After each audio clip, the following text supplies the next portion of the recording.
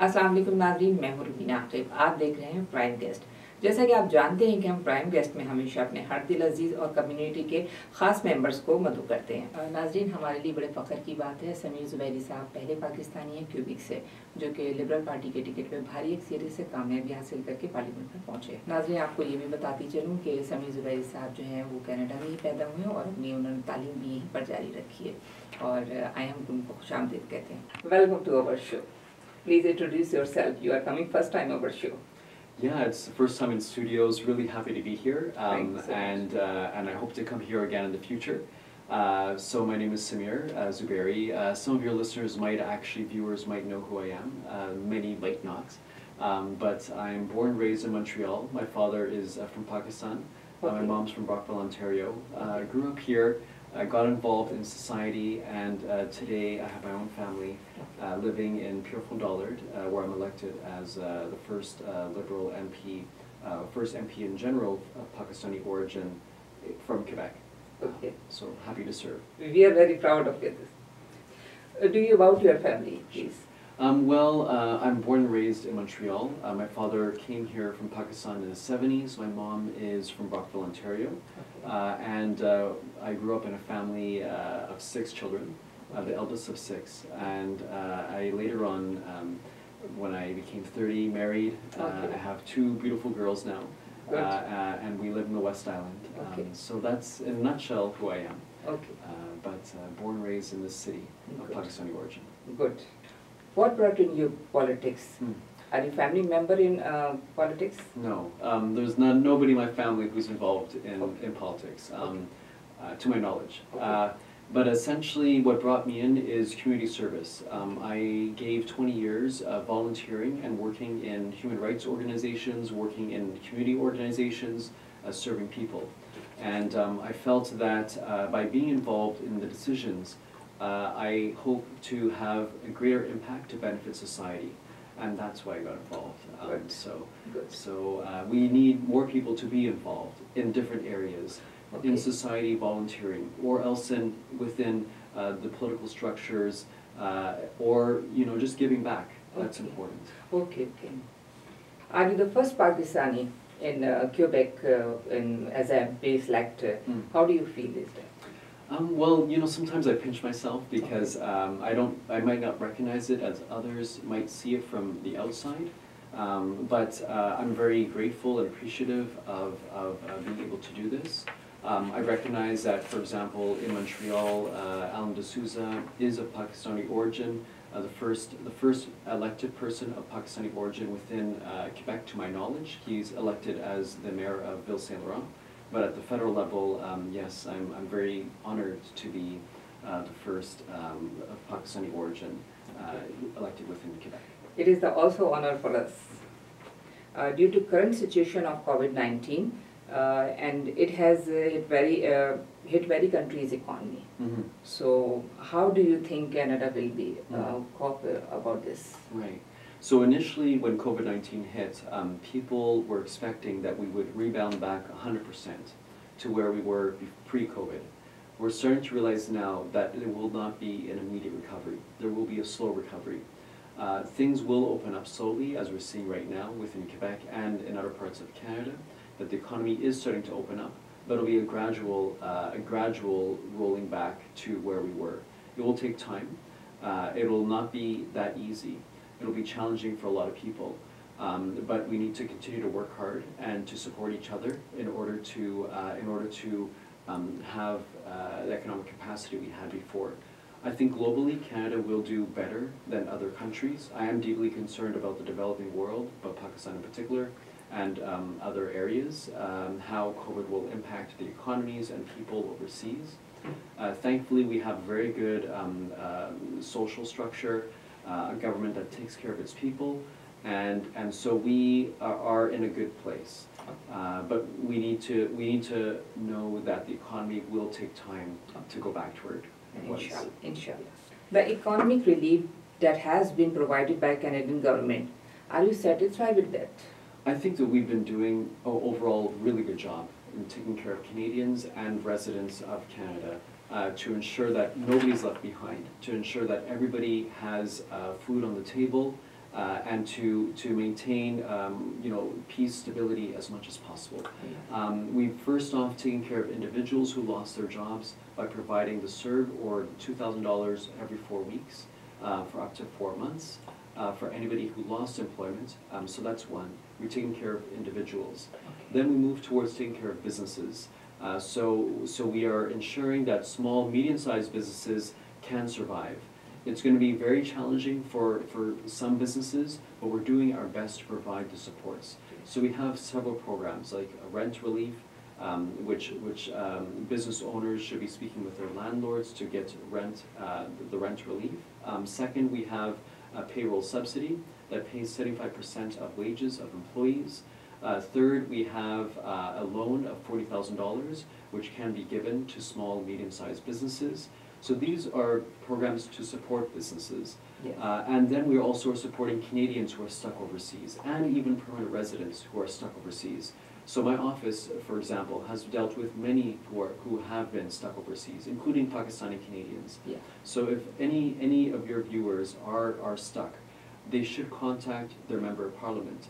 If they need help because they're overseas, or because they have a small business and need to know about the government programs, or they are individuals wanting to know if they qualify for the CERB benefit because they lost their job, or because they're students and are wanting to have the benefit for students.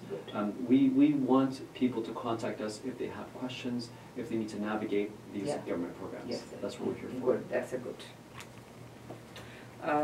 Quebec has been hit the hardest due to the virus. Yes. So what do you think is the reason behind it? So Quebec and Montreal in particular, we are the hotspot of the country. We have the most COVID cases throughout Canada.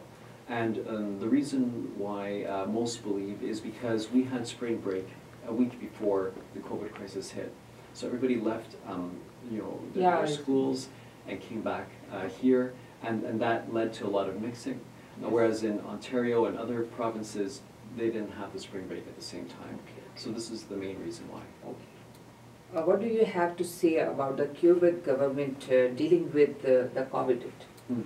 So with Quebec government, they've worked hand in hand with the federal government to roll out some programs, like the rent relief program, for example. This actually is a provincial jurisdiction, but we at the federal government are providing the resources, and Quebec is letting those resources flow. So we are working hand in hand with different levels of government to ensure that people are taken care of. And overall, I think that we've been doing a great job together. Okay, good. Liberal government has always had a good support for immigrants. So what do you think is the main reason behind it? Well, a lot of it has to do with, in the 70s, Pierre Trudeau, the father of Justin Trudeau, had introduced a new immigration policy that welcomed people from all across the world. And this is one main reason why we as a party have been very welcoming to minorities, to people from different backgrounds, to people to immigrate to Canada. And we are continuing that tradition till today. The Liberal Party also is a party that is made up of many different people. So we have people from all over the world. And that's another reason why we are so, I would suggest, welcoming to minorities and immigrant communities. Okay. As a member of parliament, have you ever been criticized of the government policy of their work?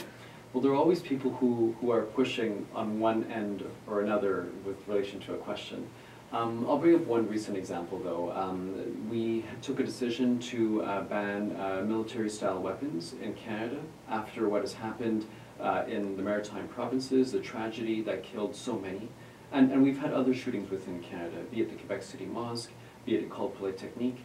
We've had other acts of violence, Dawson College, etc. So we took a stand against weapons in our society. But there has been pushback. And even within my own office, we've received some pushback. But this is the right thing to do, to protect Canadians, to have a society, a welcoming society where everybody feels safe.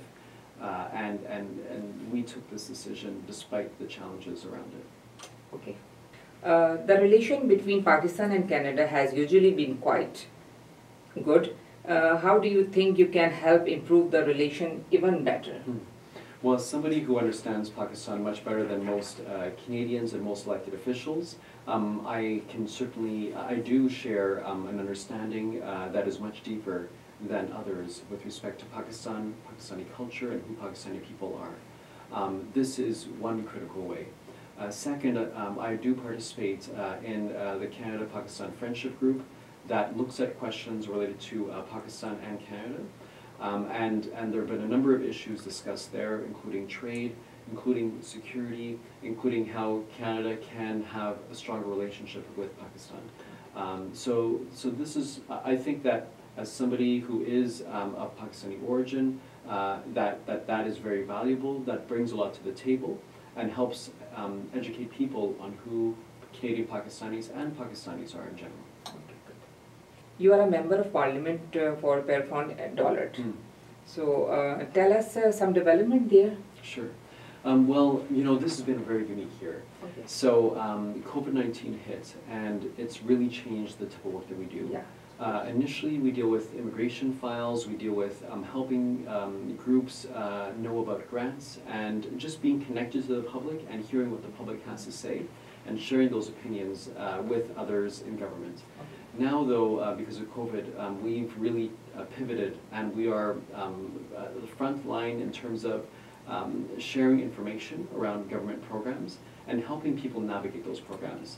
So for Canadians who are stuck overseas, that was a big issue. Yes. Initially when COVID hit. People from Pakistan, India, Morocco, other countries, yes, they were stuck overseas. Some are still stuck overseas. Yeah. But we initially helped out there. Then it came to individuals who wanted to know where they had lost their job, they wanted to know how they would be able to cover their expenses. Then it was sharing information around that. Now we're focused on businesses. We are reaching out to all the businesses in the riding, 1,800 businesses. We're calling them, we're emailing them all to ensure that they know about the programs that are available. Because we want to make sure that our businesses are going to survive and be able to hopefully thrive once we get out of this. And we're looking now also at community groups. We are now starting to reach out to the community organizations to ensure that they have resources to serve people. Okay. Do you have any message for Pakistani community? Certainly. It's important to always be involved. So while we have one foot within our community and culture, we also have to maintain one foot within Canadian society. So I think that for minority communities, it's important to be closely connected to your culture and background, but also be connected to the society at large. That, I feel, will help communities thrive and contribute to society. I feel that we play a very important role in helping Canadians understand who people are of Pakistani origin, and helping to develop Pakistan also, the place where many came from. So we have an important role to play there in terms of best practices, how Canada operates, and how Pakistan can maybe adjust to move to the next level, and the dreams and ideals that people had at the creation of Pakistan. So I think that from us, we do have something to add, value to add, both here in Canada and also where many of us came from.